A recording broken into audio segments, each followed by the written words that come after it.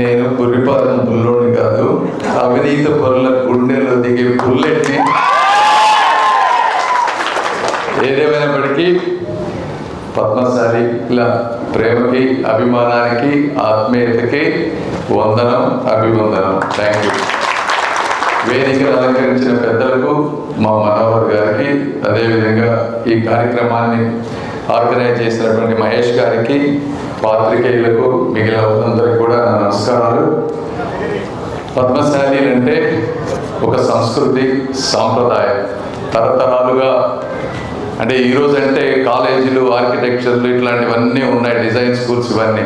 మరి ఏమీ లేని రోజుల్లో కూడా ఒక తరతరాలుగా తల్లిదండ్రుల నుంచి, తాతల నుంచి వస్తున్నటువంటి సంస్కృతి, సాంప్రదాయాల్ని నెక్స్ట్ జనరేషన్ తీసుకువెళ్తూ అసలు మనకి బట్టలు కట్టుకోవడంలో మొట్టమొదటిసారిగా తీసుకువచ్చినటువంటి మీ అందరికీ కూడా నా హృదయపూర్వక రెండోది అయితే అగ్గి పెట్టెలో ఒక చీరని కానీ పెట్టగలిగినటువంటి మీరు ఈ రోజున ఒక దారం దిగినటువంటి మగ్గంలా మగ్గిపోతున్నటువంటి మాట కూడా వాస్తవం. కొంతమంది చదువుకొని ఇంజనీర్లు అవుతున్నారు, డిఫరెంట్ ప్లేసెస్కి వెళ్తున్నారు, సక్సెస్ అవుతున్నారు. అది నిజమైన పేదరికం నుంచి బయటపడే విధానం, దాన్ని తప్పకుండా ప్రోత్సహిస్తాం. అయితే మిగిలిన వాళ్ళు ఇక్కడే ఉండి అలా చేయలేని వాళ్ళు, చేనేత పరిశ్రమ నమ్ముకున్న వాళ్ళు ఇబ్బంది పడుతున్నటువంటి మాట వాస్తవం. కార్పొరేటైజ్ అవ్వటం కానీ, లేకపోతే పట్టణాలకు వెళ్ళిపోవటం కానీ, ఇంటర్నేషనల్ కాంపిటీషన్ అవ్వటం కానీ, స్కిల్ని ప్రాపర్గా అప్గ్రేడ్ అవ్వలేకపోవటం కానీ రకరకాల కారణాలు ఉన్నాయి. అయితే కొద్ది గొప్ప అదృష్టం ఏంటంటే మంగళగిరిలో లోకేష్ గారు పోటీ చేయటం ఒక విధంగా అంటే ఒక్కొక్కసారి ఏంటంటే మనం నెగిటివిటీని కూడా పాజిటివ్గా తీసుకోవాలి. లోకేష్ గారి లాస్ట్ టైం ఓడిపోవటం, ఆయన ఒక కసితో పనిచేయటం, అందరి విధానాలు తెలుసుకోవటం, ఈ రోజున చేనేత కార్మికుల గురించి పూర్తి అవగాహన పెంచుకున్నారు. ఆయన పెంచుకొని ఈ రాష్ట్రంలో అన్ని వర్గాల, అన్ని ప్రాంతాల్లో ఉన్నటువంటి చేనేత కార్మికులకి ఏదో ఒకటి చేయాలి అనే దాంతో ఒక ప్రణాళికతో ముందుకు వెళ్తూ ఉన్నారు. అదేవిధంగా నిన్న మా వైఫ్ మార్నింగ్ అట్లా వెళ్ళి అందరూ ఇట్లా మగ్గాలు, నాకు టైం కుదరలేదు, నేను కూడా జనరల్గా వెళ్తాను, వెళ్ళి డెప్త్కి వెళ్ళి వాళ్ళ జీవన ప్రమాణాలు ఎలా ఉన్నాయి, వాళ్ళ వర్కింగ్ కండిషన్స్ ఎలా ఉన్నాయి, ఇవన్నీ తెలుసుకుంటాం. అంటే అవి తెలుసుకున్నప్పుడే నిజంగా వాళ్ళ బాధ మనకు అర్థమవుతుంది. అంతేగాని ఎవరో చెప్పారనో, పేపర్ల మీద రాసి ఇచ్చారని చదివితే అది 2 రోజులు ఉంటుంది తప్పించి నిజంగా మనం వాళ్ళకి ఏమి మేలు చేయలేము. కాబట్టి తను వెళ్ళి చూసి అక్కడ నిన్న మార్నింగ్ ఒక చీర కొనుక్కొని నిన్న సాయంత్రం ర్యాలీకి ఆ చీర కట్టుకొని తను వెళ్ళింది. అంటే తను చెప్తా ఉంది నాకు, నిన్న సాయంత్రం మేము ఇంటికి వెళ్ళినప్పుడు నైట్ 10ంటికి ఇట్లా వీళ్ళ పరిస్థితి ఇంత ఇబ్బందికరంగా ఉంది, పాపం వీళ్ళు ఒక చీర చెయ్యాలి అంటే 7 రోజులు పడుతుంది, ఒక రోజుకి ఎంతో 400-500 వస్తాయంట, 400-500 వాళ్ళు ఎలా బతుకుతారు, వాళ్ళ చేతులు కానీ వాళ్ళు చేసే విధానం కానీ ఆ వంగేదంతా చూస్తే బాధేసింది, వాళ్ళకి ఏదో విధంగా చేయాలని తను చెప్తా ఉందంటే, అంటే ఈ టైం ఇళ్లలో ఏంటంటే మేము ఈ టైప్ ఆఫ్ డిస్కషన్ చేస్తాం. అంటే ఇద్దరం కూడా మేము వచ్చిన విధానం ఏదో ఒకటి మంచి చేయాలి కాబట్టి మా ఆలోచన విధానం అలా ఉంటుంది అని మీ అందరికి నేను తెలియజేసుకుంటా ఉన్నాను. ఇది కాకుండా అంటే ఇవాళ ఎన్నో ఉన్నాయి. ఇప్పుడు నేను కానీ, లోకేష్ గారు కానీ, ఇంకొకళ్ళు కానీ అసలు ఎందుకు మనం కంపీట్ చేయలేకపోతున్నాం? సరే, ఇది అసలు కంపీట్ ఎప్పటికీ చేయలేమా? మనకు కాస్ట్ ఎక్కువ అవుతుందా, లేకపోతే మన మార్కెటింగ్ స్కిల్స్ కరెక్ట్గా లేవా, లేకపోతే డిజైన్ స్కిల్స్ కరెక్ట్గా లేవా?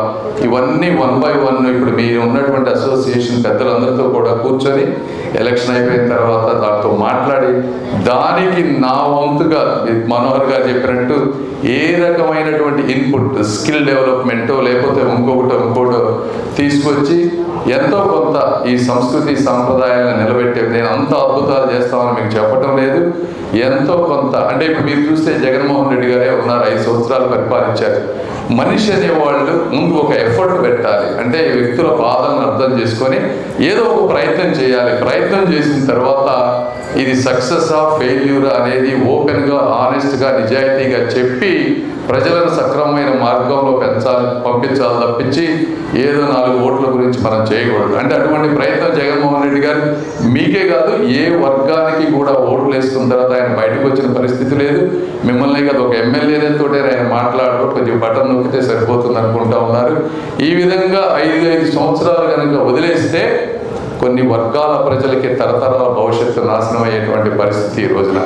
అయితే మేము మనోహర్ గారు కానీ, నేను కానీ, లోకేష్ గారు కానీ వీళ్ళందరం కూడా మీ ముందు బాధలు విని ఇవన్నీ ఏదో విధంగా చేయగలిగినంత సహాయం చేస్తామని మీ అందరికీ మనస్ఫూర్తిగా తెలియజేసుకుంటా ఉన్నాను. ఇది మీ వృత్తి విధానం అయితే, రెండవది అసలు నిజమైన జీవన విధానం. అంటే ఇప్పుడు చూస్తూ ఉన్నాం చాలామంది పేదవారు ఉన్నారు. ఈ విధంగా కొంతమంది ఇల్లు కూడా కట్టుకోలేదు, చాలా రోజులు పడుతుంది ఒక ఇల్లు కట్టుకోవాలంటే. జగన్మోహన్ రెడ్డి గారు 1 సెంటు పట్టాలు ఇచ్చారు, మంచిదే. అయితే అందులో విపరీతమైనటువంటి అవినీతి జరిగిన మాట వాస్తవం. 10-20 లక్షల రూపాయలు చేసేటువంటి స్థలాలని ఎకరాల్లో చొప్పున 20, 30, 40 లక్షలు 2-3 రెట్లు ఎక్కువ పెట్టి కొని మరి అవినీతి చేశారు. ఎమ్మెల్యేలు చేశారు, వాళ్ళ మనుషులు చేశారు, ఎవరు చేశారు, కానీ అవినీతి విపరీతంగా జరిగింది. అది లేకపోయింటే ప్రతి ఒక్కళ్ళకి కూడా 2-3 సెంట్లు స్థలం, లేకపోతే కనీసం 1 సెంటు స్థలం అయినా కూడా ఊరికి దగ్గరలో కొనుక్కోగలిగేవాడు. నేను మొన్న వెళ్ళినప్పుడు చూశాను సిరిపురం, ఈ జగనన్న కాలనీ ఏంటి నేను వెళ్ళి చూడాలని చూస్తే అవి ఎక్కడో సిరిపురం అవతలు ఉన్నాయి. ఆ సిరిపురంకి వెళ్ళే రోడ్డు చూస్తే విపరీతమైన గోతులు. అసలు అక్కడికి వెళ్ళాలంటేనే కూడా చాలా కష్టం. అక్కడ ఇళ్ళు కట్టారు, కొన్నిటికి పిల్లర్స్ ఉన్నాయి, కొన్నిటికి పిల్లర్స్ కూడా లేవు. ఇళ్ళకి పిల్లర్స్ లేకుండా బ్రిక్స్ మీద స్లాబ్ వేసి ఇల్లు కట్టారు. అవి ఏదైనా రేపు పడితే, ఇప్పటికే కొన్ని క్రాక్లు ఇచ్చున్నాయి, అవి ఏదైనా పడి చనిపోతే ఇబ్బంది. అక్కడ లోపల రోడ్స్ లేవు, ఇన్ఫ్రాస్ట్రక్చర్ లేదు, డ్రైనేజ్ లేదు. అక్కడ ఎట్లా ఉంటారు? అక్కడ ఉండే వాళ్ళ పిల్లల్ని స్కూల్కి పంపించాలంటే ఎలా పంపిస్తారు? అక్కడి నుంచి వర్క్కి రావాలంటే తెనాల్లో వర్క్ ఉంటుంది, వచ్చి వెళ్ళాలంటే ఎంత కష్టం. ఇవన్నీ ఏంటంటే ఆలోచన లేని విధానం తప్పించి నిజంగా ప్రజలకు మేలు చేయాలనుకునే వాళ్ళు చేసేటువంటి పద్ధతి కాదు.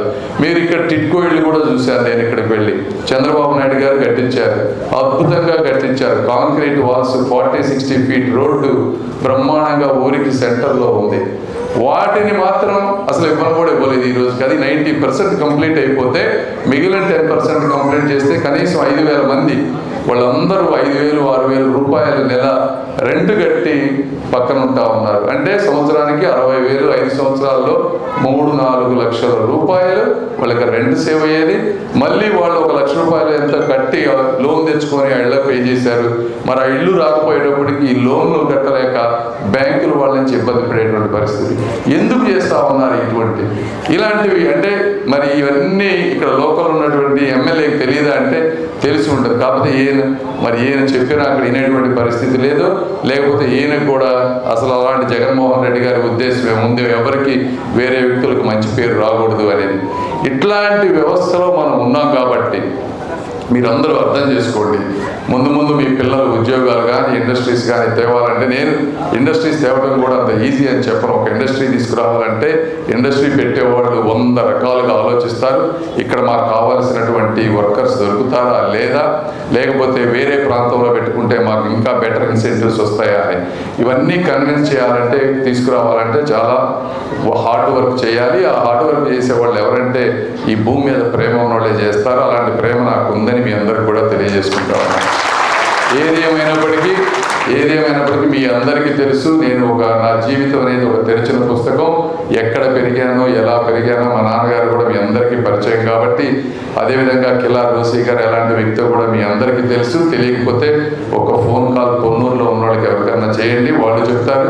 ఇద్దరి గురించి తెలుసుకొని మీకు ఎవరు కరెక్ట్ అనిపిస్తే మీరు ఆ ఓటు వేయాలని, అదేవిధంగా మీ అభిమానాన్ని నేను అభివృద్ధి రూపంలో నా శక్తి మేరకు చేసి చూపిస్తానని తెలియజేసుకుంటూ ఈ అపూర్వ అవకాశాన్ని ఇచ్చిన అందరికీ కూడా